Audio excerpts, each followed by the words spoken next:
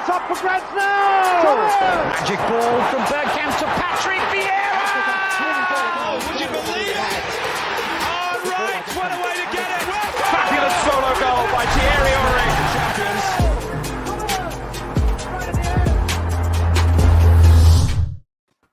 Good evening and welcome to the Arsenal Lounge. Sorry I'm a bit late. I had someone viewing the house and they've asked me what the price is and it's a done deal. He's left and that's the end of that. So sorry I kept you guys waiting. Those of you who know what that means know. But look, we've been looking to get this show done for a little while and we've finally got it together. I mean, one thing that's come out of all of this, I was on Tom's show recently and a few other things, is what it's done is it's made me look at things as fans, and I love the fact that we can debate and not argue with each other. That's what football's about, isn't it? The old school. We can not agree with each other, but still be friends at the end of the day. And still at kickoff, we still want the same thing. And this is what I'm loving right now. We can show others that we can debate and still get on. And that's what we're doing. And today, I've got some esteemed guests with us. Firstly, I'll just touch on the man with the shiny hair up there on my left. Shaheen, how you doing, bro? You good? I'm very good, man. I'm very good. Thank you for having me on. It's a pleasure to be here, Lev. Really, I'm grateful. Thank you for the opportunity. No problem. And I just good to finally have you on, Shaheen. Thank you. I want to ask Mike something. A little birdie has told me you're having sleepless nights when you're thinking about, America facing Iran in a World Cup. What's that all about, Mike? It's the group of death. I got two horses in that fight, and there's no guarantee that either one or both are going to get through. So trust me, you know, Iran will beat America. You know this. I'm happy to have a wager on this live.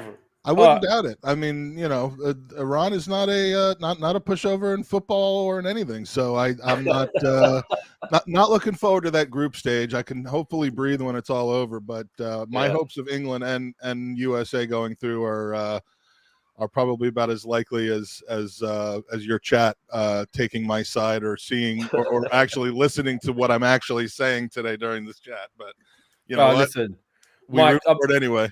I'm sure everyone will be nice to you in here. This is what we want. We want everyone to be respectful. I don't need people to be nice to me. I just need people to actually listen to what I'm saying and our followers, the people who sub to our channel, they tend to be very they listen and they don't, they chastise you. No, buddy. Yeah, you'll be all right. You'll be all right, Mike. No, you'll be all right. As you can see, I'm a big boy. I can take it. Yeah. So as I was doing the introductions, Shaheen's just decided to go wherever he wants with this show, start talking about Iran and all that sort of stuff. So he's done the intro for Mike. Mike, how you doing? You good, bro? Other than that, thank you for joining us.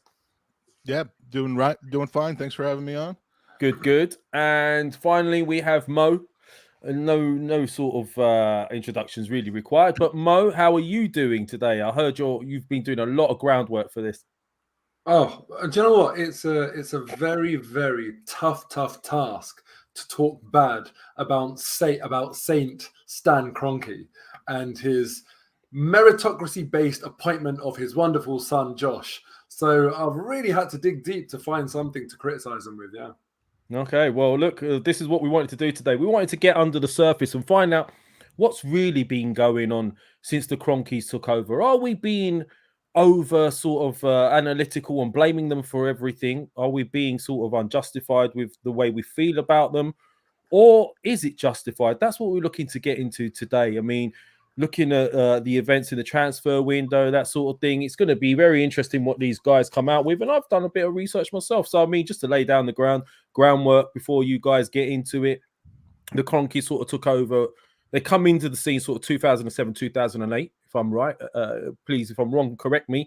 But this is the interesting things I found out. I didn't know this. ITV had 9.9% shares. Granada, which was a subsidiary of ITV at the time, had 9.9% shares. And we had the relationship with Colorado Rapids at the time. We'd already built those relationships. And that's how the Kroenkes got into Arsenal. They purchased the 9.9 shares off ITV.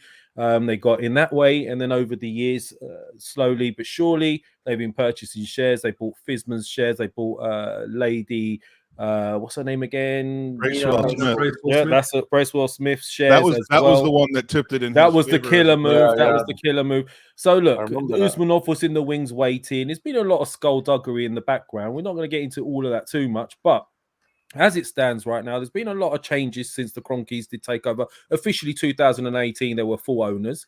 But since, it's been a torrid time up until those points. Wenger was there, he left. Unai Emery's come in, left. Arteta's been in. There's been changes at board level as well, with Cheswick stepping down, and then Gazides coming in as chief exec, and then that's gone. And then Ralph Saneni's come and gone. So there's been a lot of turmoil in amongst all of this, and a lot of it, obviously, the fans have looked at the Kroenkes and transfer dealings, and they blame silent Stan up to a point. So this is what we're going to do. We're going to find out, is it justified or is it not? So, I mean, who should we start with here? I mean, Mike, do you want to sort of come forward with what you want to sort of opening statements? Yeah, opening statements. I feel like the Amber Heard trial here with Johnny Depp. So, opening statement, Magic Mike, come to the stand, please.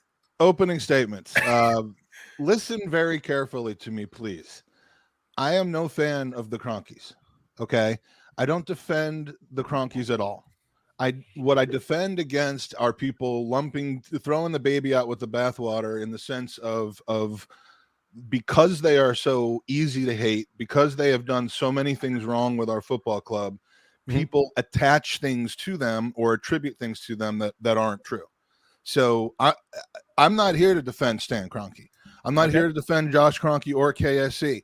There are so many different reasons to dislike these guys. First, my daughter goes to university in Columbia, Missouri, where Stan Kroenke was born, where Josh Kroenke went to university, and about an hour and a half drive from St. Louis, Missouri, where we travel through to get there. You think that you hate Stan Kroenke?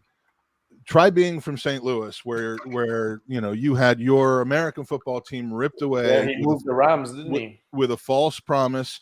He brought the team, he bought into the team, like he did with Arsenal, 10, 15, 20% to move the team from Los Angeles to St. Louis in the 80s, and then swore he would never move them out, and pulled the team out from under the city in, I forget when it was, probably about 7-8 years ago. Yeah, I remember that. So, I mean, he's not a man of his word. And they don't do business the right way. And he's even promised to pay the NFL's legal bills to the city of St. Louis, and has gone back on that. So, that's me coming out and saying that. I don't need to be convinced that he's a bad guy. Okay. In 2017, he launched a streaming channel, which included, murdering elephants, lions, and other wild game. And yeah, that's right. And within a week of people complaining about it, he took that content down. But, what the hell is that all about? When it comes to Arsenal, they've sucked a tremendous amount of the Arsenal way out of this club, with absentee ownership, with not grasping that just because you have football people in charge like Arsene Wenger and Ivan Gazidis, that you can't just leave the club completely alone and running on its own. And that has cost us dearly with the rot that set in with the club. And I wouldn't say that there's any Arsenal supporters who have been following this club since before they took over that feels, that's giving their money and their time and their love to this club, that feels more close to the club now than they did in 2006, 2007, before he started buying shares. So, don't mistake my discussion and the things that I'm talking about specifically financially with Mo. And we may have a difference of opinion, but we may also have more agreements in this than you think that we will. As as a Yank defending a Yank, especially, or a guy defending Stan Kroenke as being some sort of saint. He isn't. And I would much prefer someone else run our club, someone who, isn't an Owen Oyston of the world, or a Mike Ashley of the world, or a Malcolm Glazer of the world. Much rather have somebody else run the club. But sometimes the devil is better than the devil you don't. So, Mike, just to clarify before you go any further, for the guys in the chat and all of that. So, obviously, you've made it clear that you're not 100% a fan of the Kroenkes. And just to let everyone else know, I'm going into this with an open mind. I just want to know what's going on. I'm going to be honest. I'm a layman. I look at the game more so than the numbers, etc. So this is why we wanted you guys to do this. So just clarify then, obviously you're not a great fan of the Cronkies, but what is it you feel that is unjust in the sense of the way the fans feel about the Cronkies? I mean, look, they're obviously in America. They're doing bits at the moment. To be honest, what are their teams called? The Colorado, is it Colorado Avalanche and have won the Stanley Rams. Cup, and then the Mammoths have won the NLL as well, ice hockey. This is right.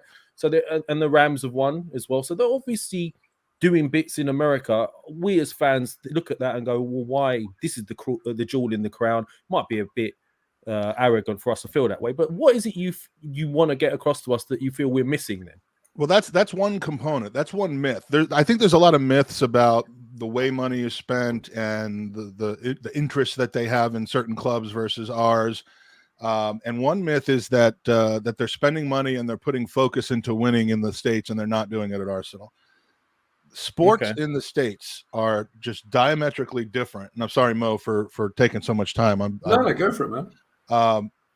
The sports that they participate in the United States are socialized sports, essentially, where there is a built-in guaranteed profit for an owner of a sports team. That's why it's so desirable to be an owner of a sports team.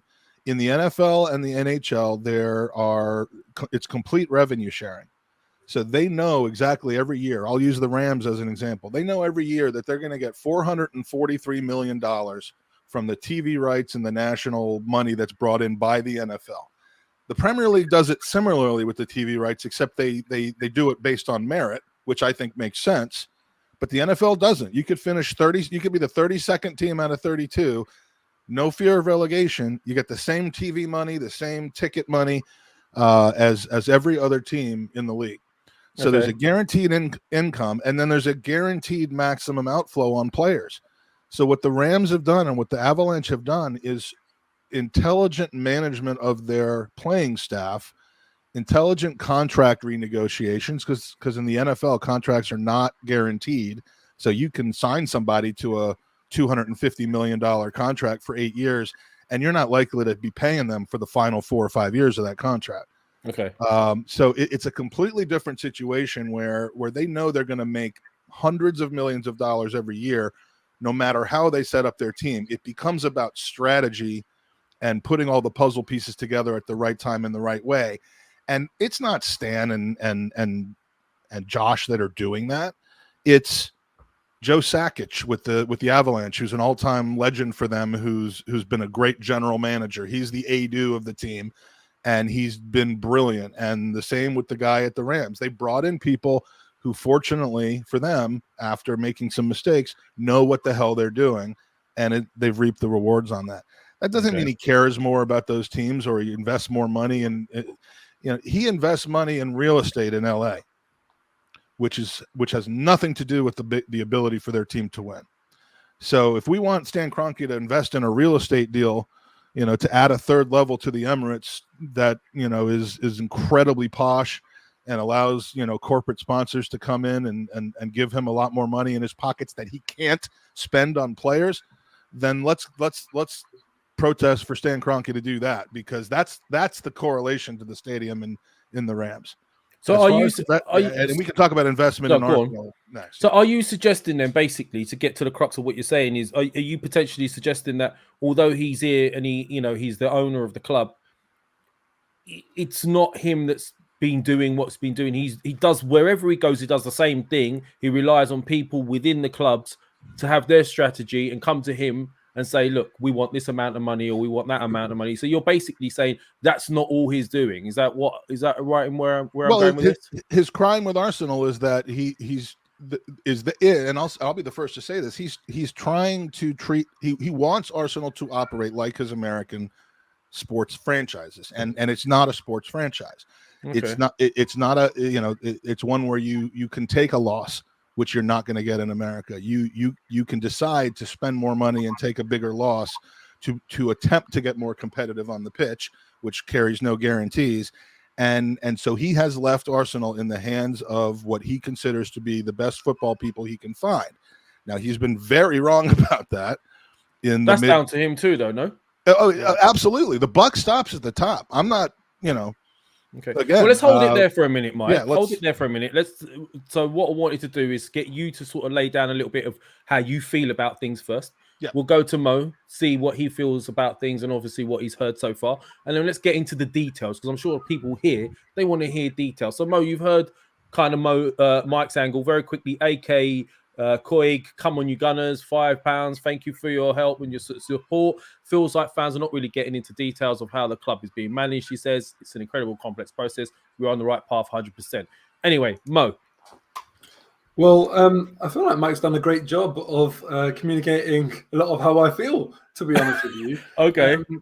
You know, I think it's very telling that even as this conversation progresses and Mike will try and perhaps articulate how Stan isn't as bad as what we think, even someone that's trying to talk in his favour cannot ignore the clear and obvious flaws and wrongdoings of the man. The fact that these wrongdoings and flaws occur is exactly why I'm not a fan of him, why I'm fed up of him, and why I feel like if Arsenal achieve anything, it will be in spite of him, not as a result of him being around the club. Now, if you want to just take a very, very high level view of what Arsenal have done since Stan Kroenke's involvement at the club, the more he's been involved, the more his shareholding has increased, the more Arsenal have dropped off. Go by league position, and you will see that. Prior to him, we were a real force. There was a know-how, a je ne sais quoi about Arsenal that we possess this way of doing things under David Dein, who had what they said was the biggest contacts book in football. He was the vice chair of the FA, if I'm not mistaken. Yeah. And now what a wonderful unfair advantage for Arsenal to have. So we went from someone who was super involved, not just with Arsenal, but in the fabric of English football, that knew everyone, knew how to do things, pulled off the Sol Campbell deal. Incredible achievement to go and do that. So difficult to pull off. And you go for someone like that who's so involved to someone who's not involved at all, turns up like the most casual fan on the showpiece occasion, an FA Cup final sort of thing. And when you look at when he first started acquiring shares, Arsenal dropped that level lower from first and second place finishes to sort of third, fourth, fifth place finishes. And as his shareholdings increased, we've seen it drop and drop and drop. And now here we are, last 4 seasons, where he's actually, become the owner, the real owner, 5th, 8th, 5th. I think Arsenal's decline has mirrored him. And I think Arsene Wenger, who has done so much for this club, has almost taken a lot of the brunt of the changing face of Arsenal Football Club as a result of Stan Kroenke. And he's been the dartboard that the failure of the club and the lacking of standards, the decline of the standards of the club, he's been the dartboard to take the criticism of that. Whilst in reality, I think that culture gets set from the top, and Stan Kroenke is responsible for that. Oh, there you go. So, I mean, how do you feel about the fact, obviously, Mike's tried to give us some context behind how it works in America and obviously the difficulties he may have had coming over here, maybe adjusting and then obviously trusting people within our game, thinking, look, these guys are the ones for us. And he's rightfully admitted, he hasn't really got it right since his tenure there. Is there any sort of, can we forgive them a little bit for the fact that they've had to come in and understand the game? Or do you feel that, well, you've purchased the club, you was around long enough, maybe you should have thought of that before you took over? Zero forgiveness. Look, this Stan Kroenke acts like he's as if this is, look, Arsenal is an absolute institution. It's a huge, huge part of English football and world football. We are an absolute institution of the game, especially in this country. He has rocked up like he's selling carpets out the back of a van, getting his son to do the job, as if it's like some cowboy little affair. Now, that really, really bothers me. This sport is about meritocracy, not about nepotism. And what he has gone and done by, putting his son in that position of prominence and influence really, really annoys me, because I think it completely disrespects what Arsenal are as a proper world-leading institution in this industry.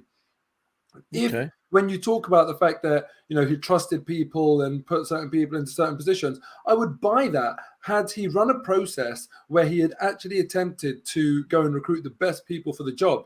But are we really led to believe that he did that?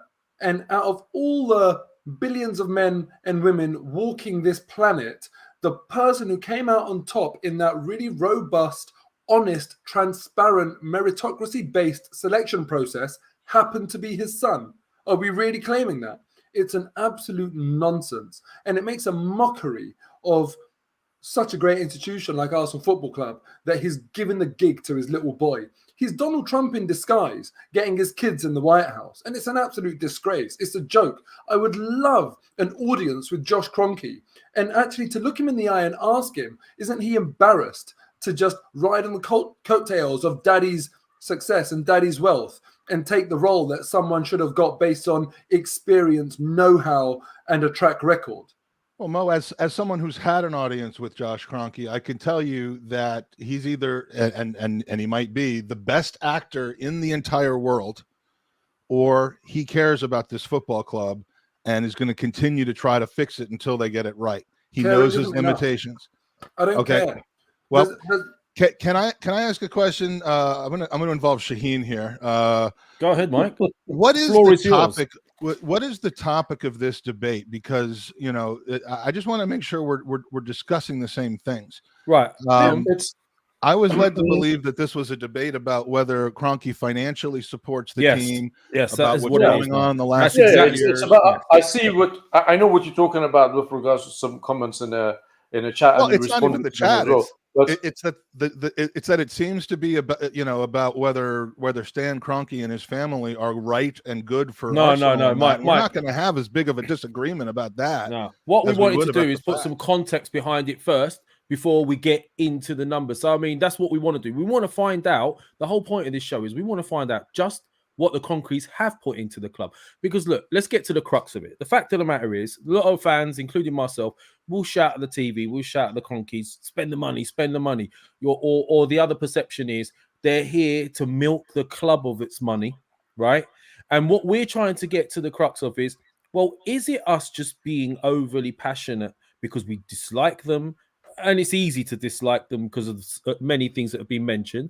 Are we being unfair? Have they actually come in and helped? I mean, some of the stories says that the Partey deal, for example, would never have happened unless they gave us a cash injection, right? So I just want to know, and like the fans, we want to know what's going on. So you've got some details. Give it to us, Mike. I mean, that's what we want.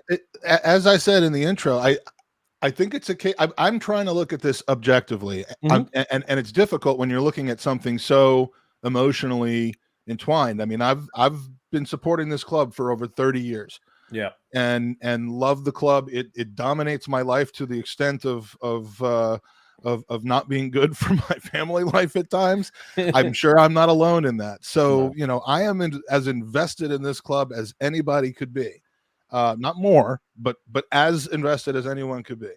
Okay. And yet I try, especially when things are going wrong, I try to be as objective as I can and not just throw the baby out of the bathwater, as it were, which is essentially just blaming them for every single thing that goes wrong, even when some of them are either as a result of trying to fix things, which is what the last 2 or 3 years has been about, and in fact under the most difficult of circumstances where we have COVID, we have a disaster of a dressing room and a wage structure and a player mentality to continue to try to get it right. If Kroenke was trying to milk money out of the club, and I'm sure it'll get brought up, his 1 and possibly and probably 2 years of taking a consultancy fee of £3 million. That was a huge mistake. There's no question about it. When did they do this? Can you let us know? Because I haven't been following. It was when they were majority but not complete owners in the club. Okay. And doing that was essentially a way. I mean, clubs pay dividends. Very few. Manchester United notoriously is the one that pays dividends, which is just basically a money grab for the Glazers to get money back while they owe so much to banks. Virtually no other club does that. This was kind of a pseudo dividend that didn't have to go in proportional manner to Usmanov because it was considered a consulting fee. That was a mistake. It was 3, maybe 6 million pounds total. Okay. And I think he learned from that, but I'm not going to defend them doing that. Although Daniel Levy makes 2.5 million pounds every single year for sitting on the board of Spurs, even though he owns 30% of the controlling entity of Spurs. So, I mean, why does he need to get paid? But I'm not going to do whataboutism and say, well, one's better, one's worse. But the point is, if he really wanted to milk money out of the club, why would they still be owning the club when they could have essentially trebled their investment on the club by selling it in the last 6 to 12 months after losing 180 million pounds over the last 4 years combined and heading towards another loss this season because of the lack of European football?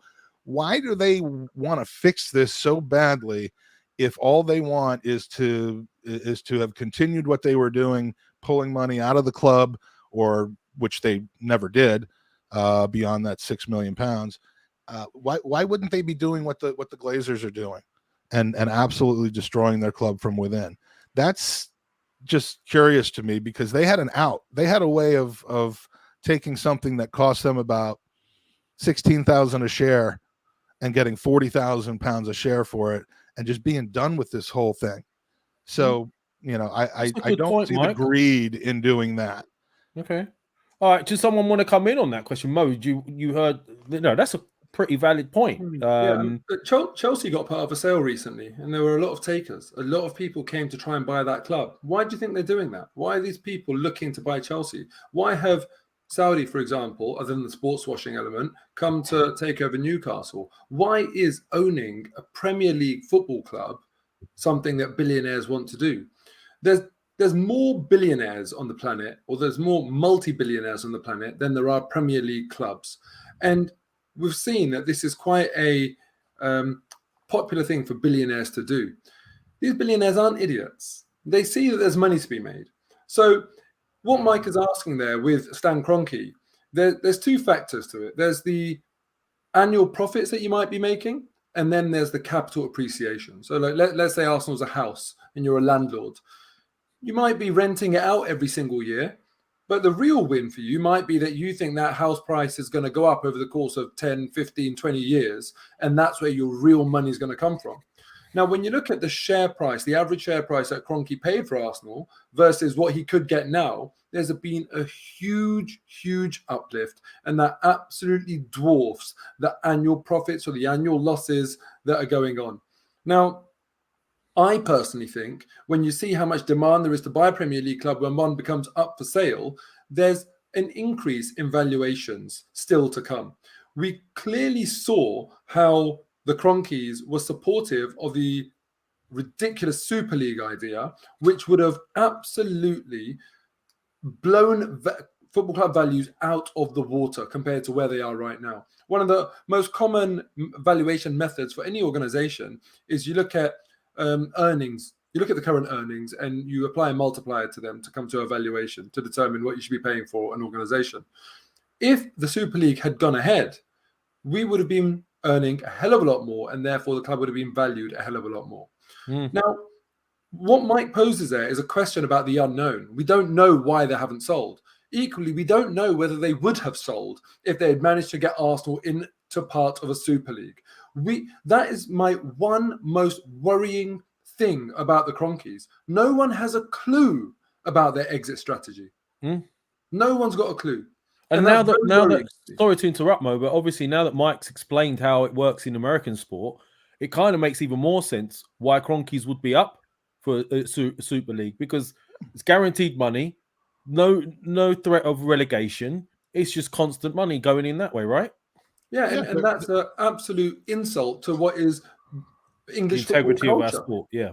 It is, and again, that goes to are they trying to make a lot of money out of this club? Yeah.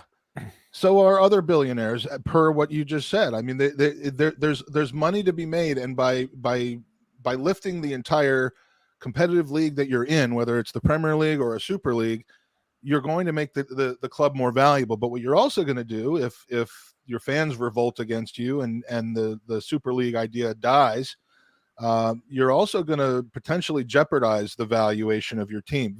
Team values can go down.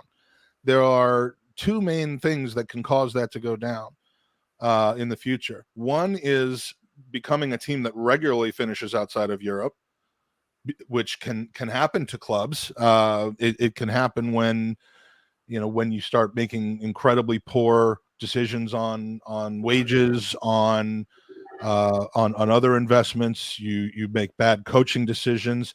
And while I'm not comparing Arsenal to other clubs, because there's someone in the chat that's just been waiting for me to do this, you've seen some teams that have absolutely lost their maybe not top four glory, but have gone from regularly being just outside the top four to being relegation threatened every year and are saddled with massive debt. And yes, I will use Everton as an example of that. Aston Villa as another example of that. So you can slide into that situation.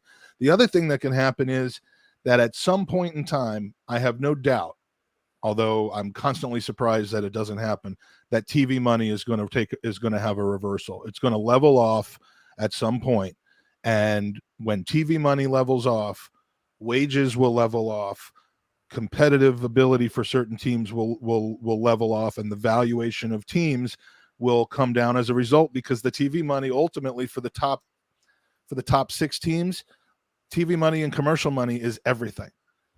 And when those things either level off or start going down, the drivers for your valuation level off or start going down. So, is Arsenal at an absolute high of what it could ever possibly be worth? And should they be thinking about selling the club because they can get the most they can? Maybe not, but it's not a guarantee that over the next 5 or 10 years that Arsenal's going to go from being a £2.5 to £3 billion team to a £6 billion team.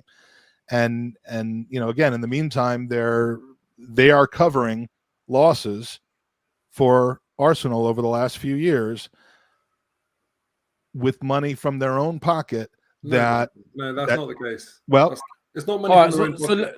let's clarify a few things first. So a couple of people in the chats were saying, for example, the Kroenkes paid off the stadium debts. Is this true? This is what we look. I'm a layman. I'm not like you guys, a numbers guy, and I'm sure a lot of people here as well. So, Shaheen, if there's anything you want to ask at any point, bro, please do. Wait. It's a very interesting discussion at this point, and I'm very interested to see. And I'm sure Mike will come to this, but I want to see what is good about Kroenkes and Arsenal, and I'm sure you will come to it, because surely there would be something in your view that it's been good with them being the owners of Arsenal. And if there's nothing, then I'm sure you. Well, what's good about them being the owners of Arsenal? That they're the devil that we know, and that they are attempting to get us back to where they want us to be, which is constantly competing for the title and for European Championship. I'll disagree with you on that, Mike, but I'm going to let you and Mo discuss the financial side of it, and I'll come to this after. That why I disagree with you. So, Mo. Well, and let me also say one more thing before handing it to Mo. There are 2 teams in the Premier League historically, and it may now be down to a different 2 that do not treat their clubs like a business whatsoever. Okay, Manchester City and Chelsea, and possibly now Manchester City and Newcastle. We'll see over the next few years. Those clubs, if Chelsea was built off of an owner who could not care less about giving billions of dollars to essentially nothing. I mean, he had no chance of getting that money back, and didn't care about it because he didn't. I mean, the way he came into that money was off the backs of Russian citizens. But I'm going to try not to get into the moralities of it, but just the logistics of it, and say that he lent the team almost £2 billion, and had things not gone the way they did with Russia and Ukraine and his frozen assets, when he either died or pulled out of that squad, I'm sorry, but Chelsea was headed for a major fall. So again, what's worth it? Do you leverage 20 years of glory for what comes afterwards? I'm sure some gooners might do that. Manchester City's a different story. They're the only, they've been smart, and they've cheated significantly and gotten away with it by whatever kind of buy-off they did of UEFA and of the CAS over the last 9 years. But they bought at a time where they could put £1 billion into the club in loans, recapitalize it into equity in 2013, right as financial fair play was going into place, and they spent the money well. They didn't go the let's just throw money at top names. They actually built a good roster with good coaches, even though they kind of switched around for a while until they found Pep. So they overloaded and they beat financial fair play. Why didn't we do that during the same years? Because Kroenke owned 29.9% of the team and then 67% of the team, not 100% of the team, and we were paying off a new stadium. So that wasn't the time frame. Once FFP took over, then they just started cheating with commercial revenues, funneling money through sham commercial revenues. The Der Spiegel leaks they're not great how the information came out, but it doesn't absolve what actually happened with Manchester City. So they're allowed to cheat. They're allowed to spend money. They don't care about losses. They're going to win the Premier League 4 out of every 5 seasons. And I'm sorry, but we're just going to have to kind of get used to that, because until they're stopped, there are 2 different games of football being played. And so, when I look at where we should be and what the Kroenke should and shouldn't be doing, I'm not comparing them to Chelsea of the past and to Manchester City. I'm comparing them to Liverpool and Spurs and United, in the sense that these are businesses that are at least attempting to be run somewhat like businesses. And I know it sucks to call Arsenal a business, but that's ultimately what they are to Stan Kroenke, and we're not going to change that. Well, what I'm trying to establish, Mike, and Mo, you can help as well, is what exactly have the Kroenkes put in them? That's what I think everyone wants to know, because there's people saying paid off the debts, paid off the... Go on. Yeah, go on. I was just going to say we can start with the debate that have they actually paid off the stadium? Yeah, start with that. So have they paid off the stadium? Did they come in and wipe off Arsenal's debts from the stadium? No, they haven't. What they have done, and I'll put it into really, really simple terms. Lev, let's say you owe Shaheen money. You owe him £100, and he says to you, every year you owe me the £100. I'm going to charge you 20% interest. So you owe him £20 interest on top of the 100 every year. And I come to you and I say, look, do you know what? I'll take that debt from you. Yeah, so I'll pay Shaheen his £100. So now you owe me the £100, but I'm just going to charge you 10% interest. That's what they've done. They've refinanced it. Mo, what did they spend? And it was done by what was the original debt taken out to do, though, then? Because when you refinance debt, you're essentially assuming the payback of that debt. So it isn't just relevant that you've replaced one debt with another. It's relevant that you've essentially taken on the debt for whatever that money was originally borrowed for in the first place. So if you, what was your example again? If you lent, who owed money to who? I mean, whoever. Mr. A owes Mr. B money. Mr. C says, you can owe it to me instead. Well, except it's not, because it's not Mr. C coming in separately. It's Mr. C is Mr. A. So if the Kroenkes borrowed, and the Kroenkes didn't, they didn't build the stadium, by the way, but if the Kroenkes borrowed £200 million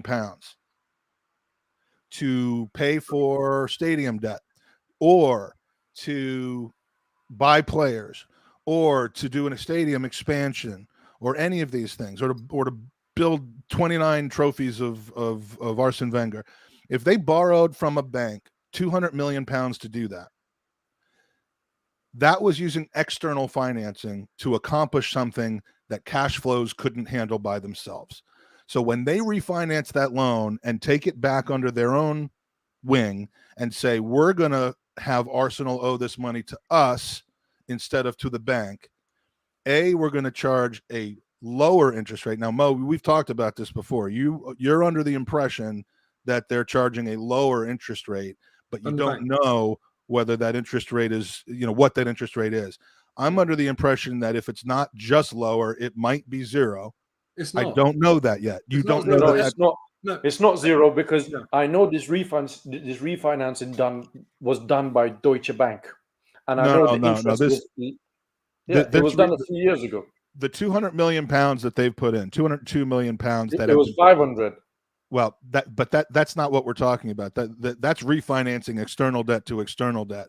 The money I'm talking about is 202 million pounds that's on the books as owner debt. And the 202 million pounds came from 15 million pounds of owner debt put in a couple years ago, and then 187 million pounds put in about 2020-21 to refinance existing debt. But when you refinance that existing debt, KSE is now saying we are responsible personally for whatever that debt was originally used to do. So it's not, it's absolutely putting money in from their own pockets, because absolutely not. It's such a manipulation of what's happened to say that, because what they're doing is they're saving Arsenal money, but not by giving us money. And in fact, if anything, unless someone can guarantee me or prove it otherwise, I'm under the impression, like Shaheen is, that it's a lower interest rate than the bank. So yes, they've done the club a service, and that may be the case. That may be the case, because Okay, I'm not going to make an assumption, but and it will be interesting to see our finance costs next season. We won't see them. We won't see them. Oh, of course you will. You'll. I mean, you won't see a breakdown of what they are, but you'll see the finance costs in their next annual report. This is what we've got now with Kroenke. There's no transparency. They are not going to give us transparent financial statements. They're filing audited statements every single year. Of course, but that's just UK company law. But what they did before, in terms of full transparency, that doesn't exist anymore. We don't get to see that now. And there's no annual meetings anymore or anything like that at all. And going back to this debt thing, it really pains me that anyone will be under the impression that they're doing us a favor here. They are not putting any money in. They are still taking money out. What I want from an owner is a commitment that I'm not going to profit from the club. Now, what they could, and for me should have done as a biased fan, is that to say, the money you're paying the bank, you can owe it to me, and it'll be interest-free. Then I would have said, you know what, credit to them. I'm not even asking the Kroenkes to put any money in. You're Mike, let me finish on this. I'm not even asking them to put any money in. I'm just saying, don't take money out of the club. And by lending Arsenal money, it's a bit of a difficult one. You can look at it both ways, because on one hand, yes, they've saved us some money because it's a lower interest rate, but on the other hand, they're still taking money out of the club. And fine, there's a cost of doing business. There's a cost of financing through interest payments, Mike. Which you have no evidence that there are. No, like Shaheen is under the impression, and so am I. At the time that they refinanced, I was under, when I did my research on that, it wasn't interest-free. This is, Show me anywhere that it says that there's an interest rate on this loan. Because I can't show you anywhere that says that there isn't. But I also have not seen anything that says that there is. I'm quite confident there is. Whilst you guys are discussing this, I'm going to look it up to see if I can find this. Right. Yeah. Thank you, Shaheen. Every single other club that has, I mean, and this is the definition of owner investment. I mean, when we look at all right, now's the time I'm going to call for one of these exhibits. Let's look at exhibit number 1. Right, but sorry, Lev, before you do that, go ahead, man. Finish I off what you were saying. to finish my point here. Yeah, please do. Well, the Kroenkes are still charging Arsenal to borrow money. I think an owner, never mind putting money in, could at least say interest-free. So it depends how critical you want to be of them. The best thing you could say about the Kroenkes is that they've saved Arsenal some money on interest payments because they've given us a lower interest rate. That is the best thing. That's it. That's the best thing you can say about them. Okay, they have not put any of their own money into the club. Let me just make this point, please. They have not put any of their own money into the club, because when you say that, the understanding that people have of that is that of giving money. What they're doing, they're acting like flipping, like recently in England, energy costs, utility bills for households were like getting quite high. So the government said, we're going to give people £200. And then it kind of came out that actually you have to pay that back. It's like they're trying to play these games here. This is not giving anyone money. It's lending them money at a more favorable rate of interest. So let's get that absolutely clear. This is not a gift. It's a loan.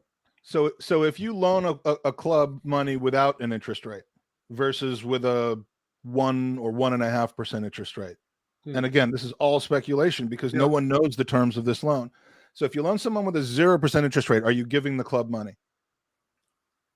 Well, in effect, I'd say just about yes, because you can't get money for no money. So if they have done it on a 0 interest rate, I would say that's brilliant and credit to them.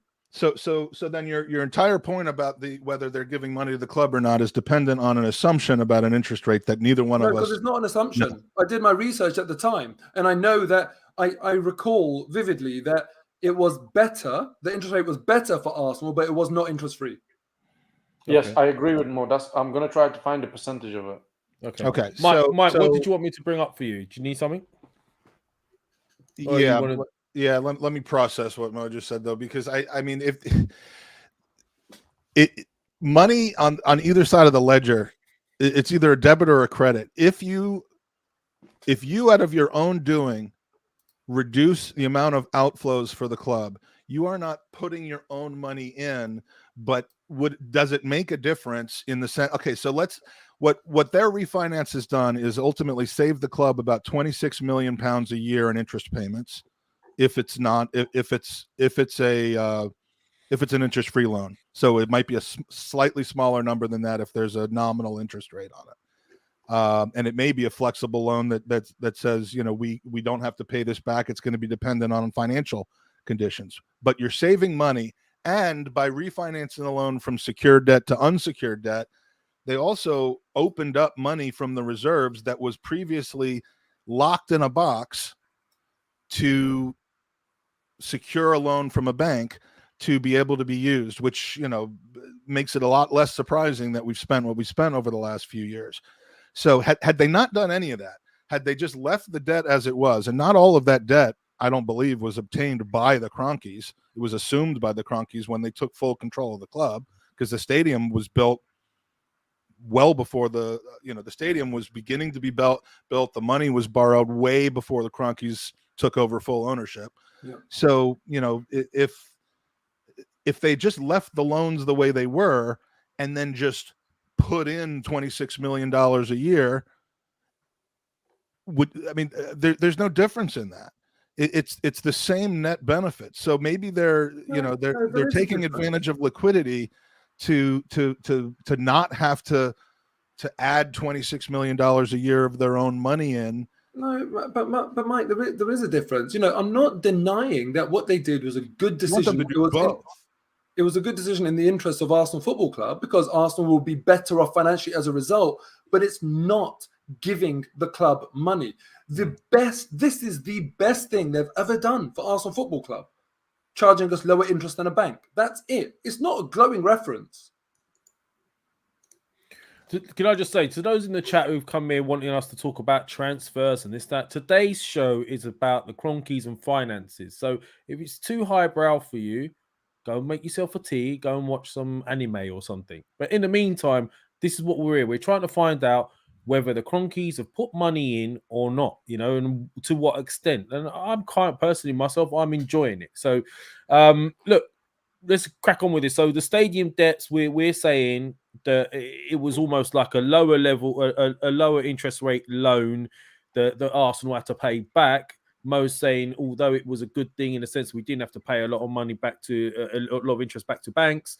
It's still not putting money back, putting money into the club, is what Mo's saying. So, apart from the stadium debts, what we want to try and find out then, before the show ends, is just how much, if anything, it doesn't matter what the debts are for. It's just that they're being paid. They're being paid. All right. So what exactly have they put into this club is what we're trying to find out. And I think, Mike, you've got a few things as well that you want me to help put up for you. So if you need anything at any time, and everyone in the chats as well, this is not a witch hunt. Mike's come here and I know what it's like. I went on Tom's show the other day. Yeah, right? You're 100% on. And can I add to that? It's not easy to go on a channel and air your view, which is opposite of the majority of people. So a lot of credit and respect to Mike for actually coming on, and he's putting his face. Most of the people who have a go at Mike, you're just sitting at home behind the keyboard. It's really easy to say, "Oh, Mike this, Mike that," but none of you would actually put your face on, come here and argue your point. So respect to you, Mike, for doing that. It's not a popular subject matter as well. It's what I assume going in, which is that people are going to reframe this debate about the quality of and the whether the Cronkies are good for the club or not, and that's not the debate. I think at the beginning of the show we established that they're shit owners, and we all agreed. But respect to you, Mike, for coming in here, putting your face on, coming here and arguing your point. Man, I'm adamant about that. Still doesn't mean that America will beat Iran in the World Cup. But oh my God! We move on from that. Shaheen, just be quiet about Iran for a minute. So, okay, so what we're going to try and I noticed you're not saying anything about England beating Iran in the World Cup, but that's a given. There's nothing there. It's coming home, guys. So, guys, stop, Shaheen, stop taking this off track. Yeah, where are we going with this? Okay, so we're discussing the debts. We discussed the stadium. So go on, Mike. You take it where you want to go. Let's try to get a definition of owner financing going. Okay. I think the biggest trusted person in football finance right now is who? Swiss Rumble. Yeah. So let's bring up number one, because this is where a lot of this starts. Okay. Is this chart from just over 2 years ago, by the way? This the one, Mike? Yeah. Yeah. Okay. Let's see if we can pull everyone aside as well. Can we do that, Shaheen, maybe? So everyone's not behind this thing. No, this is just just leave it like this. All right, go. Mike. No one's paying to look at my face anyway. So this is a chart that starts a lot of the rage. And what this chart is owner financing from 2010 to 2020. Now there's two things that are wrong with using this as a end all be all to whether Kroenke is spending money or not. One is it goes back to a period that started 8 years before he took full ownership of the club. And there is a big difference, as I'm sure Mo will know, about owning 29% of the club versus 65% of the club versus 75% of the club, which is a magic number to accomplish a lot of things that a business owner will want to do. So, to the constant discussion about, well, 67% they could control and do everything that they wanted to.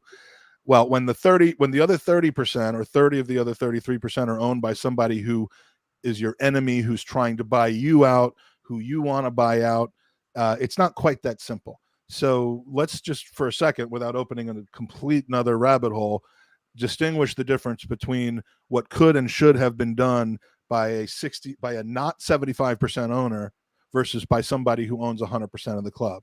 And it might explain some of our differences in the transfer market before and after 2018. But this is a chart that's now over 2 years old. It shows Manchester City's massive dump of money into their club, which was almost exclusively 2010 to 2013. It shows the continuation of Roman Abramovich's lending money to the club, admittedly at no interest rate, but lending money to the club that ultimately would come out of the club and come out of his own profits when he sold the club under normal circumstances, which is not what ended up happening. Okay. Aston Villa, Everton, Brighton, those are greatly run clubs, massively supported, massively ambitious owners up there. And then Arsenal all the way down at the bottom with 15 million pounds of owner financing over those 10 years. Okay. I see that pointed to a tremendous amount when it comes to, binning Arsenal and binning the Cronkies for their owner financing. Let's go to number two. Exhibit number two. By the same definition, where owner financing includes owner loans and equity, which is, equity is the ultimate way of just throwing money at a team. When you throw equity at a team, you are essentially adding money with no expectation of being paid back as debt. You dilute the existing equity that's there. But if you own 100% of the team, you don't care about diluting your share value.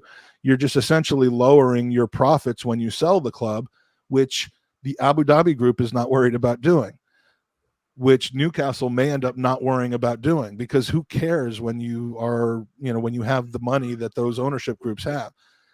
There's a reason Chelsea didn't, that Roman Abramovich didn't didn't give £2 billion of equity to the club and instead structured it as a loan. There's a reason for that. So he converted it into equity, though, right? no. You're saying Roman Abramovich didn't convert his loan into equity? Not at the time his assets were frozen. No.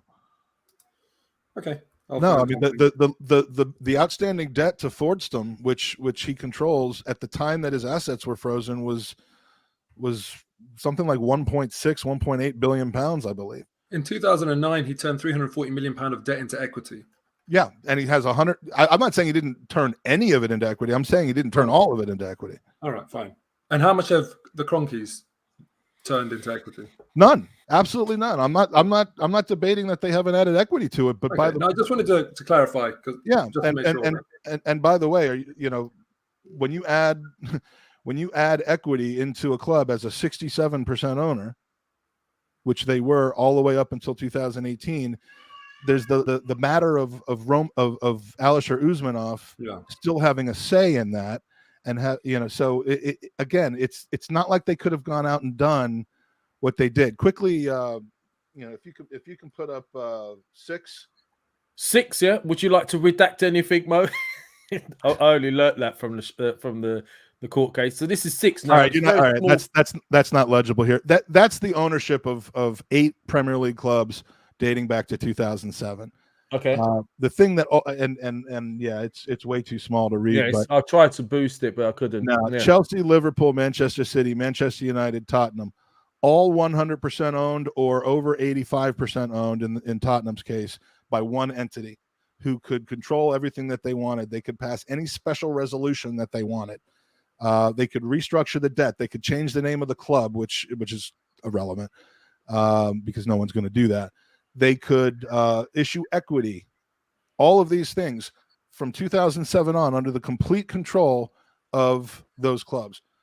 Arsenal, if you could read it, and I should have had a separate one. No, I can still you can make it out. I mean, these are the ownership battles. These are the number of different hands that were in the ownership pot in 2007, 2008, 2009, 2010, until it straight up became a battle where Kroenke owned 2/3 of the team, red and white, and eventually just Usmanov after Mashiri left owned 30% of the team. So I just say this to say, adding equity and pouring in their own money into the team when you're fighting for ownership of the team, even with a non 75% majority, is not quite as simple or obvious or easy to do as it was for all these other clubs that added equity into the team, such as Manchester City, such as Roman doing $350 million of a $2 billion debt. So, if you go back to 2018, fine. So let's go back to number 2. We'll go back to number 2. Number 2, here you go. This is owner financing by the same definition that Swiss Ramble uses it for everything over the past 4 seasons. This adds in 2021. And now you can see that Liverpool's actually taken money out of the club. Oh my God. Manchester United, we know that they take money out of the club. That's no secret. Spurs taking money out of the club. Southampton taking money out of the club. Now the top owner financing, if we're thinking that owner financing is a good thing, if it's a sign of strength from ownership, all of a sudden we're seeing the incredibly run clubs of Everton, Aston Villa, Fulham, and we already know about Chelsea up there at the top of the list with 211 million pounds of owner financing, which include owner debt and equity.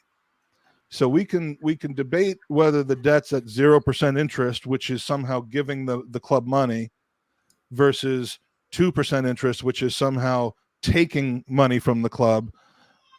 But all of Everton and Villa's and Fulham's debt and a considerable amount of the other teams' owner debt was to pay off and refinance existing debt. So I just don't see how we can have our definition, both ways, so that it either, criticizes the Cronkies when they're not putting in debt and criticizes the Cronkies when they are putting debt. Yeah. So to set it straight then, Mike, what you're actually saying, and I didn't know some of this, so this is really, really interesting stuff for me. So there was a lot of stuff going on in the background, unlike other clubs. You're saying that when they first came, look where they were and look where they are now is kind of your argument, right? Am I right in saying that? Well, I'm saying you have to draw a line at August of 2018 between what the rationale and the benefit and the outcomes of certain options that the Cronkies would have had to put in money before and after that date. Because it is not as simple as saying, well, Man City put in money repeatedly. Moshiri's put money into Everton repeatedly because to cover their losses. You just can't do that with the same expectation of an outcome when you are not in a consortium, when you own less than 75% of a business, and the person that's keeping you from owning the business wants to buy you out and get you out of the club. Okay. Mo, you've heard what Mike's had to say and, his reasoning behind it. Mike is talking fairly in very business terms, and what someone would do if they go and acquire, flipping a bakery or a bowling alley or whatever. It's just business. Doesn't care for passion, doesn't care for fans, doesn't care for competition, success, glory. It's just business. That's what Mike's talking about. It doesn't matter what you're selling, what the product is. And the difference here is that when you're a fan, you don't look at it like that. You look at it in the sense of glory, with the lens of glory, with the lens of passion. So Mike's point is based on the fact that, and I completely agree with him here, that if you're looking at it from a business point of view, unless you are the majority or total owner, why would you put your own money into something that someone else is going to benefit from? Because it seems a bit unfair, doesn't it? If me and Mike are 50-50 in a business and I say, I really want this business to succeed, here's £10,000, and Mike's like, oh, thanks. He'll benefit from the success that £10,000 yields, yet he's not putting anything in. So I might feel like, why am I doing this? I'm a mug. But that's what fans are. Fans are mugs. And in 2009, Alisher Usmanov offered to inject £60 million of money, of his own money, into the club. Why is that? Because he had some desire to succeed, because he's a fan, because he's a mug. As a fan, he wanted to reduce the debt, free up cash, and give the transfer kitty a bit of a boost. God, I wish that had happened. Oh, it never happened. No, I wish it happened. I wish Usmanov had won that battle. We'd be in great shape right now. It never happened. Right, okay, but, so there is an example, and not like a very distant example. This is our club. This is Arsenal. If Kroenke can't do that when Usmanov is there, how is it that Usmanov was able to do that when Kroenke was there? So this is a very, very clear example that flies in the face of the very sensible view that Mike is putting forward in terms of how someone operates when it's a business. And this is the exact bugbear that people have with Stan Kroenke. The fact that Arsenal's just business to him. There is no ambition or passion that makes him act in a way that conveys any desperation or true desire for success beyond, what seems to be success just purely on a business basis. So I want someone I agree with you 1,000% on that. I want someone like Usmanov, who's actually willing to say, I don't care if someone else is benefiting from the fact that I'm putting money in the club. I just want Arsenal to do well. And that's what I want to see from Stan Kroenke. The fact that he's never done that, he's never put any money into the club, is a frustration for me, but not my biggest criticism. My biggest criticism is that he's taken money out of the club and he's run this club in an absent, rudderless fashion since he's been there. And as I said at the start of the show, the league performances, the league finishes are there, fully correlated to display that. Do you feel, and this is getting into a slightly different topic, but do you feel that there is an attempt being made to get back to where we need to be? Or do you not feel that way?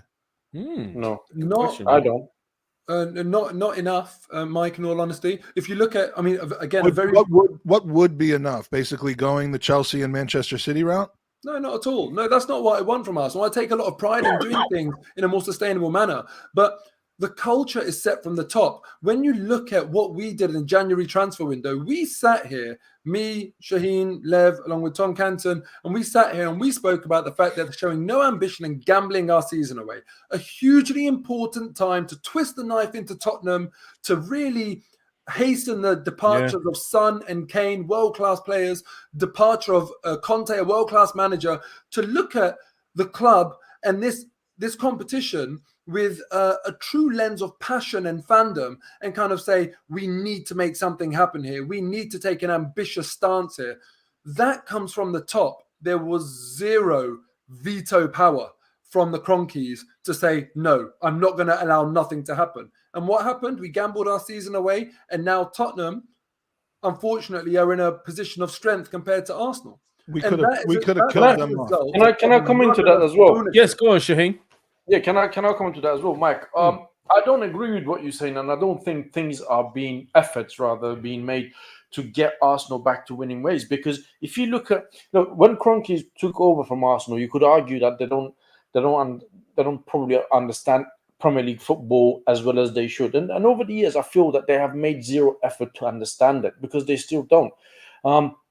People that they have recruited, and I'm sure you agree with me on this one, to run the club on their behalf are not experienced enough, connected enough, and knowledgeable enough. If you look at, Vinay, the background he's got, he's always been in commercial banking sort of stuff. Now he's got a higher up position. Edu, coordinator for Brazilian national team, out of a sudden director of football Arsenal. Mikel Arteta, not one game of Premier League experience, manages Arsenal Football Club. So as an owner, when you're accepting that one, when you're allowing this to happen, I mean, if I was to take over an American football team, I don't know nothing about American football team, but if somebody that works that comes and tells me, listen, there is one guy that he's got no experience, not even one game experience of management, we want to get him in and run the thing.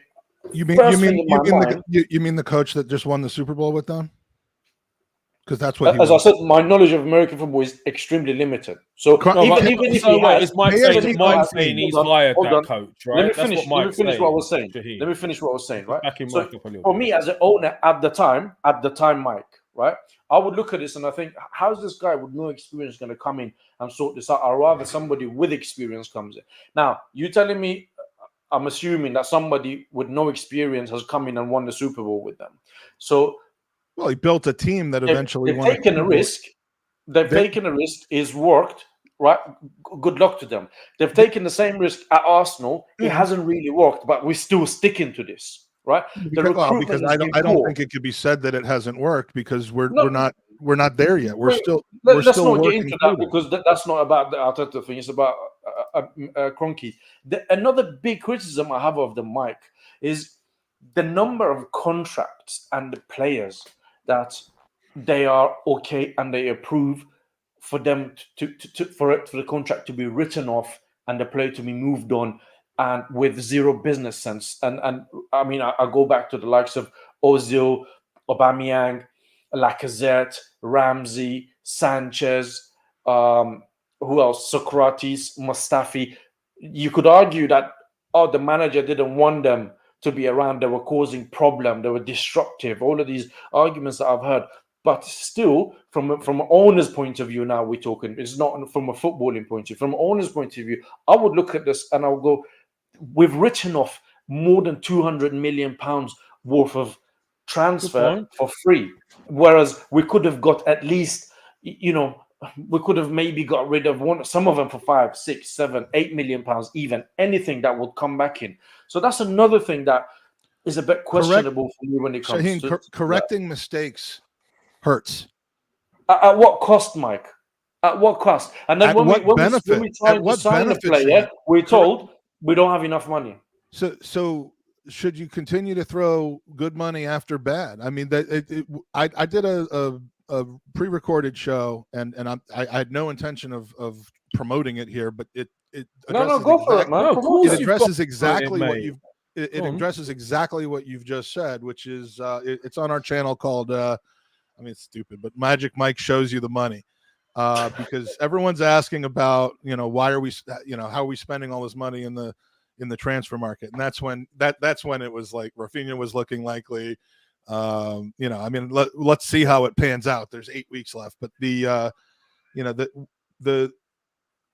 when you're restructuring a house where the foundation of the house has been rotted beyond belief, you actually dig into the ground and you see termites and you see rotten wood and you see all this stuff that wasn't really apparent above ground. And here in the States, we have houses that have basements and go underground and stuff.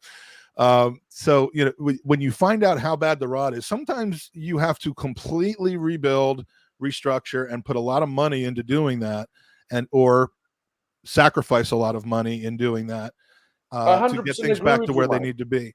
So 100% agree with you. But when they took over, it wasn't rotting. Exactly. When they took over, it absolutely we were beating Real Madrid away at Bernabeu. We were beating the likes of Inter Milan, prime Inter Milan away, AC Milan away. It was not. You're defining that by 2009. It started rotting with them. And they are part of all of these decisions that has been made. How can you allow yourself? I mean, maybe it's me. How can you? He's woken up all of a sudden for £40 million in Mesut Ozil, £42 million, and then give him a contract of £300,000 a week, and then because your manager, who happens to be inexperienced, and we'll leave that for another day, says, "Oh, there's a problem," or he comes out with a comment, you freeze him out, you keep paying him, and then you just write off the whole thing. That I'm now sitting here thinking, how did our season go after he left? Where does the sense in that? How did our season go after Ozil left in 2020? Well, I'm talking from a business point of view, Mike. I'm not talking about the football. Well, I thought from an Arsenal supporter, Aubameyang is another example. I thought we how can an owner care about business because we just want the club to succeed. No. It's just, look, we're looking at these guys from the owner's point of view and the finances. And how is it that they accept these loss of monies, Mike? That's one of my questions. Because it is the only way for this club to. Is it? Could we not get anything for Aubameyang, Socrates, Mustafi? Could we not get any? Next one down is Bellerin. Who was offering to pay us for Aubameyang in January of last year? I don't know, man. I just think sometimes if you've got people as a director of football and people who connected, they know what they're doing, they know their business. Yeah. Surely you could have got something for Aubameyang from somebody. Aubameyang is not a Mickey Mouse player; he's a goal scorer. Can I just say that it's not a niche opinion that Arsenal have made this error on multiple occasions. Arsenal fans and non-Arsenal fans, the best pundits, the worst pundits will all tell you that. This is not, kind of a weird stance to take. It's not a conspiracy or anything. Arsenal's continually. There are massive flaws. There are massive flaws. Also, when you look at our commercial revenue growth, for example, it's not up to scratch over the years compared to our peers. It's another massive flaw. That under the Kroenke leadership, I do not think that they've created a culture of real excellence where there's a lot of lateral thinking coming out of our club, where there's a culture of real high performance. It's not a surprise that we have been willing to recruit rookies, in certain roles. And it's not a surprise also that these people have already got a pre-existing connection to the club. These appointments seem to be led more out of convenience than a desire to be the very, very best. Josh Kroenke, connected to his dad. Arteta and Edu, connected by their previous association with the club. Per Mertesacker. Now, I'm not saying I don't like these guys. I'm not saying these guys can't be successful. But I think clearly it starts to paint a picture that the leadership, right from the top, right from the owner, are not out there doing an exercise, conducting that exercise to say, we only want the very, very best.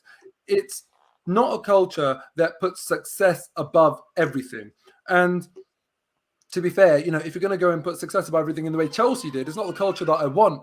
But we're far from achieving that optimal balance in terms of having a culture that will guide us to success versus this rudderless, aimless, absent ownership that we've experienced and suffered at the hands of the Kroenkes since they took over. Well, and I would agree with you up until 3 years ago, where what changed, Mike, in the last 3 years. They had the opportunity then. You mentioned that it's not easy to stuff money into a club when you're not the full owner, and I agree with you on that. Even though I gave you an example of someone who did that when they only had 25% shares, they were willing to go and give 60 million. I agree with you on that. But since he has become owner, he had the option to refinance. Has he taken it and come out and said, there you go, equity? He hasn't. Not that he has to, but he could have by your by your logic, and he hasn't. Well, So sure, what he has could he have. done in the last 3 years that all of a sudden has done anything to change our minds about him? Good question. Of course, he could have put in equity in the club, but it up until about 6 months ago, interest rates were. I mean, borrowing money is not a sign of weakness. Borrowing money is not a sign of not having money. Borrowing money or lending money is a sign of taking advantage of an interest rate environment when holding on to the money you'd otherwise have to put in as equity. You think you're going to have a greater rate of return on. I mean, you know that if you can borrow money at 2.9%. And you think keeping your money in your bank account or in another investment can earn you 5.9%, you borrow the money. Yeah, sure. And but listen, and you ride the difference. So, but Mike, you know what you're saying here is one number's bigger than the other. You know, it's you know, I'm not being funny, but if I want to borrow some money from the three of you, and Lev says I'll charge you 5%, Shane says I'll charge you 2.5, and you say, you know what, Mo, you can have it, just pay me back when you can. I'm coming to you every day, Mike. So ultimately, it is money that leaves us. It's money that goes off our bottom line that we can't therefore spend on players or anything else associated to the club because it's going to the lender. And that lender happens to be Stan Kroenke. The least he could have done was make it interest-free, if not, actually inject some money into the club. When we have the conversation about the worst things that he has done, there's a list of pretty bad moves. When we have a conversation about the best things that he's done, I mean, that list is really not exactly worth writing about. So I think it's I don't disagree with you. The other thing that I'd say is that when you often, I think this really helps provide clarity to people when you're doing a comparison or trying to appraise someone. And we do this with players a lot. So we say Virgil van Dijk, for example, how many of the other 19 clubs would take him if he was available? Like, forget money and realistic or this or that. If someone said, you know what, Virgil van Dijk's on a free, and you can afford his wages. Arsenal, do you want him? Yes. The other 18 clubs? Yes. Arsenal plus 18, 19 clubs would say, yes, we'll take Virgil van Dijk. Same for Kevin De Bruyne. Now, when you go to owners, for example, how many fans of other clubs would say, yeah, I'll take Kroenke? You're not ever going to hear that. Yes, Kroenke's better than the Glazers, but ultimately, there's many, many owners that are better, that are more passionate. I look at the Leicester owners as an example. Leicester owners are some of the best owners in sports anywhere in the world. There's no question about that. Yeah, exactly. So I'm just giving an example. With what they have, they are. I mean, they're in touch with the community. I mean, look. That's a great. I'm not claiming the Kroenkes are great owners. Again, I'm saying that but in the narrow point that you've made about in touch. You just mentioned the word in touch. Yeah. And this is my issue with the Kroenkes. Never mind them injecting some money into the club. I would rather have an owner that said, no, I'm not putting any money in, because we wouldn't be any worse off than where we are with Kroenkes. But if an owner came out explicitly and said, I'm never going to put money into the club, but he was in touch, he cared, he was passionate, he didn't just sell us out for this stupid Super League thing. That's what I want in an owner, someone engaged, and that's someone that I feel like I can trust, that was transparent. They didn't just chuck their son in there because they know that nepotism isn't the right thing to do, that actually values meritocracy. And we saw the opposite side of that when it's trying to take the meritocracy out of things for the Super League. I want an owner that gets English football, that gets this industry that we operate in, and gets what's important to the fans. Stan Kroenke has never, ever got it. He's out of touch. Who's that then? Well, listen, when Daniel Ek comes up to the club and he's working with Henry, Vieira, and Bergkamp, to me, that sounds like a much better proposition because there's some accountability there. There's people that genuinely care about the club. Do you think Thierry Henry is going to want to ruin his legacy? Vieira and Bergkamp are going to want to ruin their legacy. So there's one option for you. I mean, Usmanov, I'm not saying that he's the greatest person in the world, but I'd rather have had Usmanov than Abramovich at the time. I don't know about Usmanov and his links and how he's made his fortune as such, and whether it is done in a Abramovich-esque way or not. But in terms of just passion, that's what I'm talking about here. I'd rather it was fan-owned. Give me a 50+1 model. I don't want Kroenkes. I don't want Kroenkes either. What we trying to find I'm not here to argue that. Have they put in any money, though? That's what everyone wants to know. Have they put in any money to this club? My issue with them is the clarity and direction. Mo was talking about it a little bit as well. Clarity But I of think direction. we're all in agreement. Let's be fair to Mike. We're all in agreement in terms of the clarity, ambition, direction. So there's no argument here. Yeah. But just in terms of money, the answer for me, the conclusion to this podcast, have Arsenal received money that they do not have to pay back? Actually being given money from the Cronkies? No. The truth is quite the opposite. Arsenal have actually paid money out to the Cronkies over the years in terms of consultancy fees and interest payments. I mean, last time I checked the company's house account, the last ones that was made public, I think they took out £3 million for consultation fee. Yeah. And I just, the first question that came to my mind was, what actually have you consulted us on? Because your knowledge of Premier League football is limited. That was 8 years ago. That wasn't the last financial account. That was 8 years ago. And again, that's the last time I checked. I haven't checked after that. I don't know what has been said. I mean, since they took fully over, I haven't even bothered to look on that. But even that at the time, well, they're still being posted. The company's what have you done to consult us, because we haven't really made progress.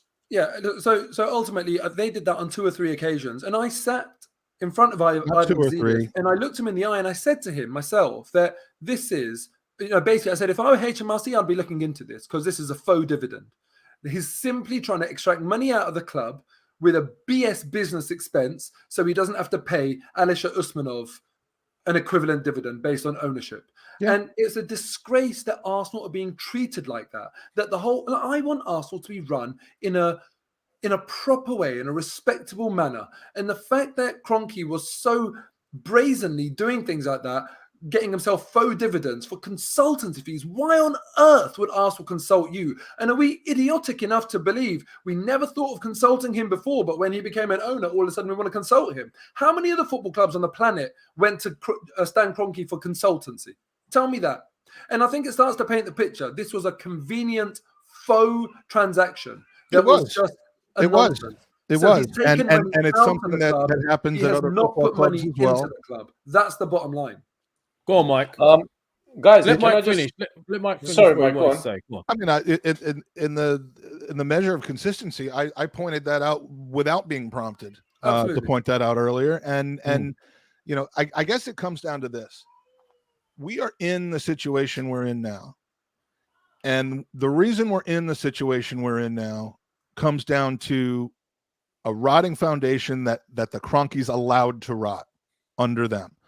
They did some things wrong, and the biggest thing that they did wrong, in my opinion, was to not pay attention, because they were so happy while they were fighting with Usmanov for ownership to get that Champions League money every year, that they gave way too much power and way too little attention to what Arsene Wenger was doing.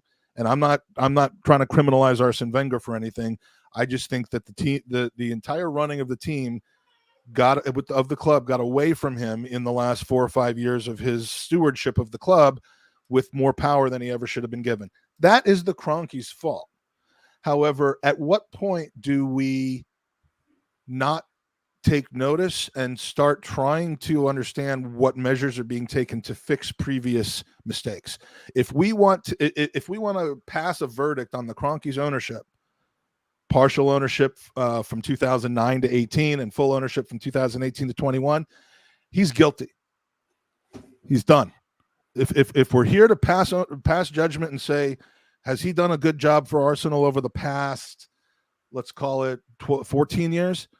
The answer is no.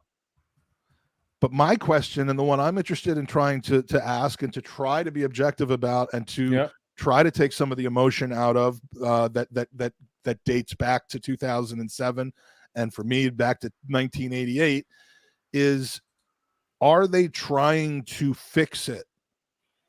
And how are they trying to fix it? Because you can keep making mistakes, and I'd say there's 2 rounds of mistakes that were made in 2014 to 2018, and then another round from 2018 to 2020. Are they trying to fix it?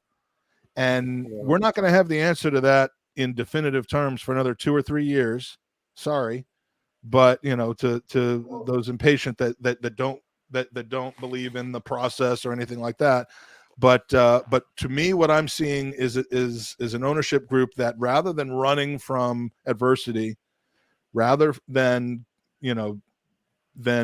just brazenly continuing to make the same mistakes over and over again.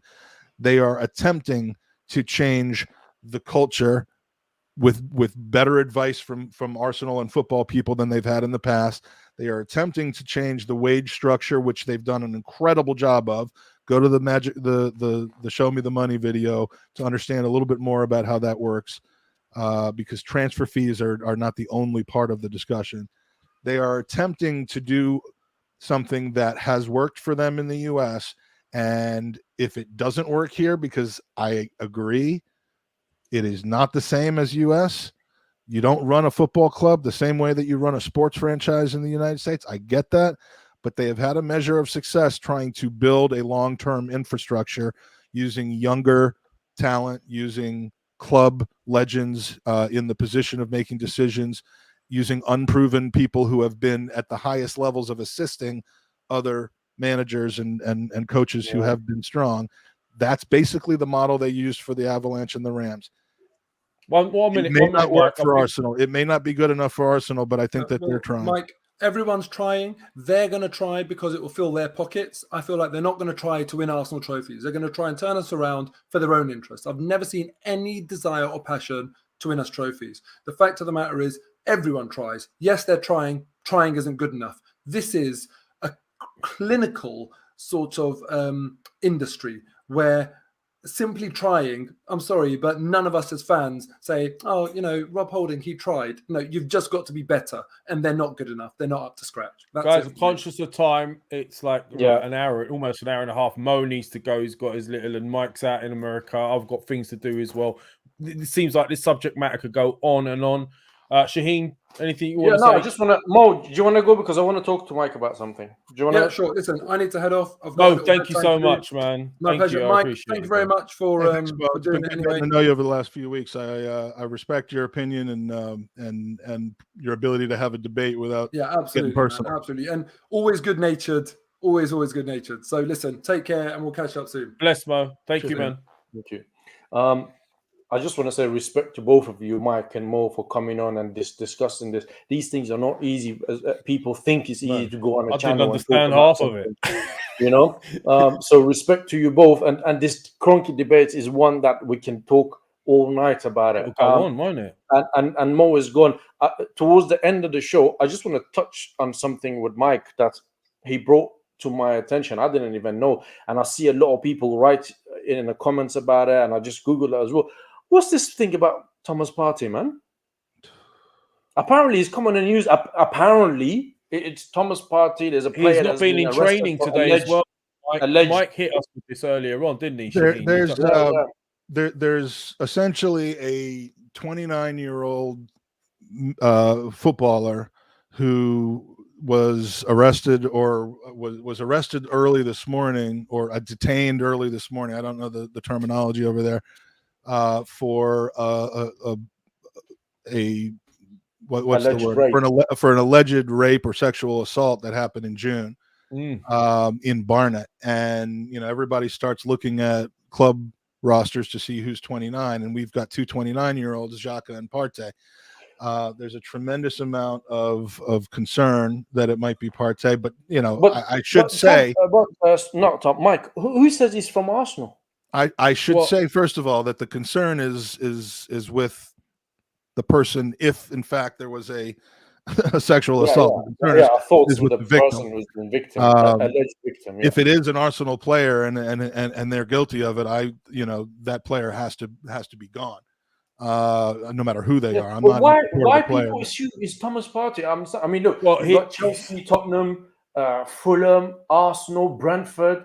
Some are saying he wasn't in training, and some are saying he was. So I'm not really sure. There are connections. There's a connection to Barnet that Thomas Partey has, but he's not the only person that has a connection to Barnet. Look, I'm going off. Arsenal players live in Barnet area. I mean, Barnet is a quite large area. Tottenham players live there. Again, Basuma's moved to Barnet, maybe. Well, he's not 29 though. No, but I'm puzzled. There's a lot why of the name. What makes me a little worried? Like, why Thomas Partey's name has come up? There could be. I mean, all of these clubs that I mentioned, they've got 29-year-old players. Well, we've got to look at how many 29-year-olds we have. Huh? How many do we have in our squad that are 29? Yeah, but why even Arsenal? Could it be a Tottenham player? Could it be a Chelsea player? I mean, they could live in North London. The Tottenham players live in North London. Could be Brentford. Could be, I don't know, Fulham. Well, the reason I believe people are concerned that it's Partey is not just based on the fact that he plays for a North London club and is 29. I believe that there are other reasons that there are some concern. I don't know how legitimate they are, and I'm not going to go into it. Yeah. And I do not think, as many people have said, that this is a situation where everyone's just assuming it's Partey for a nefarious, lazy. I don't know where that name's come from. A few people are saying, Mike. A few people are saying it could be an English. It's an English international. Apparently, it's an English international. Well, apparently, it's an English international because it supposedly happened over the international break when a lot of non-English internationals would have been gone. My only concern is that I know somebody who I know for a fact knows. This is going to sound like ridiculous, but I know somebody who's very trustworthy, who knows a very close person to Thomas Partey. They're in communication regularly, and basically reached out and said, what have you heard? Please, I feel sick to my stomach. Please help me feel better. I'm like, aren't you mates with somebody who knows Thomas Partey? And he's like, oh, you mean my mate who I texted earlier and hasn't texted me back, even though he normally texts me back right away. So we yeah. don't know, but we no, we would, don't know, but hope not. My hope was to get some sort of confirmation the other way. That is not him. Yeah, like I know what you're talking about, and it has nothing to do with him, because I would take that as fact, knowing where the source came from. But instead, it's, well, I haven't heard back from this person, and they normally get back to me pretty quickly. So that is what makes me a little bit more worried. But again, it's just because I don't want this situation to be what it could have been. With everything that has been so badly for there not to have been an assault. And if there was an assault, it's a terrible thing. I want it to not be someone who I put my love and faith into every weekend. I'm sure it's not him. I mean, with everything that has been going on and a bit of a shitty transfer window so far, it's he's having you. It's the last thing we need to be around any club. Oh yeah, it's just a bad thing altogether, and it just gave me this really queasy, uneasy feeling. Until and unless I know that it's not an Arsenal player, because again, I will be disappointed. It's not that I'm worried that he won't play. I mean, obviously, if it was an injury, he wouldn't play. If it was a transfer, he wouldn't play. This would be a reason that would just truly and deeply upset me. I'm just looking at some of the things that people are saying in here. Someone saying he's ginger and white. It's definitely not him. And someone, look, it's not a laughing matter when someone gets assaulted. And as Mike rightly said, I hope the victim is okay. And is. And I'm not speculating that it's Partey. I'm addressing the speculation. A few people in the chats were doing it though. Look, Mike, in your defense, after you mentioned the rumors, and you didn't say it was Partey in your defense. A few people in the chats actually been saying, "Have you heard about Partey? Have you heard about Partey?" Well, so I don't know where they've heard that from. That would be interesting to know where they've heard that. It's Twitter buzz, and Twitter buzz has a way of either being completely off base, or where there's smoke, there's fire, and you just don't know which one of those it is at the point. And because of everyone's concern of how important Thomas Partey is to the football club if he's healthy and not a criminal. As goes for any of our players, but I'm just saying Partey is a very important part of our team. Yeah, of course. That's obviously got people worrying and speculating, and until something definitive comes out, it's going to be this is what it's going to be. Yeah, I am not speculating that it's him. I'm just addressing other people's speculation. No, sure. And listen, Mike, I want to thank you for coming on, man. Hey, man, thanks for having me. It's always a pleasure having you on. I hope that people didn't give you a hard time on the comments, but as I said, it's not easy to come up and have a debate, especially with Mo. I've experienced it myself. It's not easy having a debate with Mo, period. I don't mind having a debate, just not with numbers. I knew what I was getting into. I mean, I wasn't debating, some schmo who was just going to keep going back to, well, Kroenke's an asshole. I knew he'd have numbers, and it's just that I think a lot of people don't understand nuance. Nuance is one of my favorite words, because I try to find nuance wherever I can. And nuance is the ability to focus on something without being overwhelmed by all of the other things that might affect it. It's the type of thing that when you're in a court of law, for example, which Arsenal Football Club fan base is not a court of law, but when you're in a court of law, you're dealing with facts and specific elements of what is and isn't being judged. You're not dealing with how you feel about a person or how you feel about a situation. You're dealing about, did this happen or did this not happen? And so, when I try to kind of isolate on one thing and do it objectively, that's not for everybody. And I get Mike, that. Listen, I totally appreciate it. And as I said, I went on Tom's channel a few days back, and I knew I was walking into a predominantly sort of pro Tom channel, right? But I mean, firstly, a lot more people would welcome me than I expected. Secondly, a lot of these guys, thank you in the chat. A lot of these guys came over and had my back, and I remember all of you that were there. Thank you so much. But look, Mike, I have 100% respect for you doing what you did coming on here. Yeah, you knew it was going to be a difficult one, mate. I knew it was going to be a difficult one for you. And let's be honest, the preconceptions were already there when it comes to the Kroenke. So you already... Of course they are. And what I enjoyed being able to do, and I spent way too much time doing it, is kind of preparing for this, because I learn more and more about the club every day. Some of it makes me angry. Some of it makes me hopeful. Some of it makes me say, they're throwing the dice for the third time. It better as hell work out this time. But you learn more about the club, and ultimately, I think it's good to be knowledgeable. And it's good to have these debates as well, Mike. Like, what's happened to the days? Yeah, what's happened to the days where fans can sit in a pub and talk about things and disagree, but when it's kickoff time, we're all part of the same fan base, and we want this to continue. We want people to be able to. We want to encourage debate in a way that people can have debates and not get chastised or treated like crap or abused, and learn to do this again. This is what we want, and it's brilliant that you was willing to do it. I'm still willing to do it. The Canton holics are in here. Thank you for visiting us as well. I don't know who. Why would you even want to be called a Canton holic, man? Is that a thing? If someone even come to me with a leather and said I'm a leather holic, I'd be like, have a word to yourself. Give your head a wobble. Like, come on. Like, hey, listen, but Shaheen, we've been dragging this on. You got to call them loungies. We're gonna call it. By the way, I'm sorry, my apologies. I forgot to say this earlier to you. Happy 4th of July as well. I know it's a holiday for you guys. Yes, happy 4th of July. I hope you have a wonderful time with your family. And again, Iran's still going to beat them.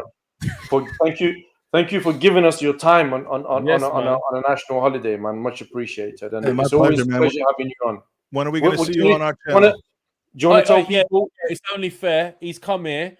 Give him a date for the channel for his show now, Shaheen. Come on now. You got to come to me. I'm free whenever. I'm free whenever. Thursday's available sometime next week, but then I'm off to Baltimore to support the mighty Arsenal. First of all, Mike, do you want to tell people where they can find you? Yeah. Good shout, Shaheen. Thank you very much. You can find me on Twitter and Instagram at the Gooners Pod. And from there, you'll get all the details about how to watch our podcast. Our podcast is not a pro Kroenke podcast every minute of every day. It's actually quite entertaining. We just act a fool, love the club, have interesting guests on to listen to. We're going to have Kaya Kainak from football.london on tomorrow night, and a couple other great guests this week. Also, please follow Gooners v Cancer at Gooners v Cancer. It's a charity that we run to try to help fight blood cancers. We've just raised tens of thousands of dollars giving away a great shirt signed by all the Anfield 89 stars of that game. And there's always fun stuff going on, including a FIFA tournament on PlayStation and Xbox that you can find out. So just follow Gooners v Cancer and at the Gooners Pod. And thanks, Shaheen, and the late Lev. His phone, his camera's battery ran out. So I'm still here, yeah. Look, representing the rainbows, yeah. It's just voice. It's just the voice. This is but no, Mike. Pride Month. Yeah, listen, again, thank you for coming on. We've been doing this for about 1 hour and 40 minutes. I'm going to let you go enjoy your time with your family. I need to go have dinner and sleep. Again, respect to you for coming on and having the debate. And we'll definitely arrange a date. Me and Lev will come over to yours. And I'm sure it's going to be a fantastic show. I'm going to let you have the last word on this before we call it a day.